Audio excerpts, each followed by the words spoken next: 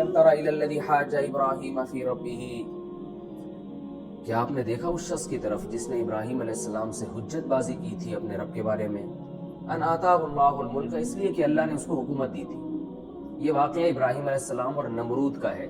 نمرود بھی خدائی کا دعویٰ کیا کرتا تھا، بلکہ کہتا تھا کوئی خدا سرے سے ہے ہی نہیں، ایتھیسٹ تھا، ملحد تھا۔ تو ابراہیم علیہ السلام اس کے پاس دعوت دینے کے لیے پہنچے، تو اللہ نے یہ واقعہ بیان کیا یہاں پہ کہ ابراہیم علیہ السلام نے بتایا کہ ایک رب ہے جو یہ سب کچھ کرتا ہے، تو اس نے کہا کہ میں بھی کر سکتا ہوں۔ تو اللہ فرماتے ہیں بھلا اس شخص کی طرف دیکھا آپ نے؟ یعنی آپ کو پتہ ہے یہ ایک واقعے کا یہ انداز کلام ہوتا ہے اس وقت جب کسی واقعے کے بارے میں بتایا جاتا ہے کہ یہ چھوٹا واقعہ نہیں، یہ بڑا واقعہ ہے۔ اللہ نے فرمایا آپ نے اس شخص کے، آپ کو اس کا پتہ ہے کہ ابراہیم سے جس نے حجت بازی کی اپنے رب کے بارے میں۔ کیوں حجت بازی کی؟ ان آتاہ اللہ الملک، اس لیے کہ اللہ نے اس کو بادشاہت دی تھی۔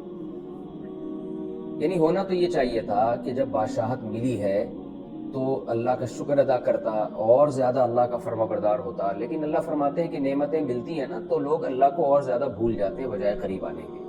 اس کے ساتھ بھی ایسے ہی ہوا تھا کہ اللہ نے بادشاہت دی ہے تو اللہ ہی کو بھول گیا، اور ابراہیم علیہ السلام سے ان کے رب کے بارے میں حجت بازی کرنے لگا، بحث کرنے لگا کہ میں نہیں مانتا خدا کو۔ اذ قال ابراہیم، جب ابراہیم نے کہا ربی الذی یحیی و یمیت، کہ میرا رب وہ ہے جو زندگی بھی دیتا ہے اور موت بھی دیتا ہے۔ یعنی وہ بےہودہ سوال کرتے ہیں نا رب دکھاؤ ہے کہاں، تو ابراہیم علیہ السلام نے فرمائی یہ جو اس کے تصرفات تم کائنات میں دیکھ رہے ہو، بے جان میں جان ڈال رہا ہے اور جاندار سے روح کو نکال کے اس کو موت دے رہا ہے، تو یہ سارے تصرفات کرنے والی ذات جو ہے وہی اسی کی بات کر رہا ہوں میں۔ تو وہ پاگل آدمی کہنے لگا انا احیی و امیت، میں بھی زندہ کرتا ہوں اور میں بھی موت دیتا ہوں۔ اب روایات میں اس کا واقعہ ملتا ہے کہ اس نے کیا کیا کہ ایک شخص جس کے پھانسی کا فیصلہ ہو چکا تھا کہ اس نے مرنا ہے، تو اس کو فیصلہ کیا کہ اس کو رہا کر دو، اور جس کا فیصلہ نہیں ہوا تھا پھانسی کا تو اس کا حکم دیا کہ اس کو قتل کر دو، تو گردن اڑا دی، قتل کر دیا۔ تو اس نے کہا دیکھو یہ زندہ رہنے والا تھا، میں نے اس کو مار دیا، وہ مرنے والا تھا، میں نے اس کو زندہ کر دیا۔ تو یہ بےہودہ قسم کا ایک جواب دیا اس نے۔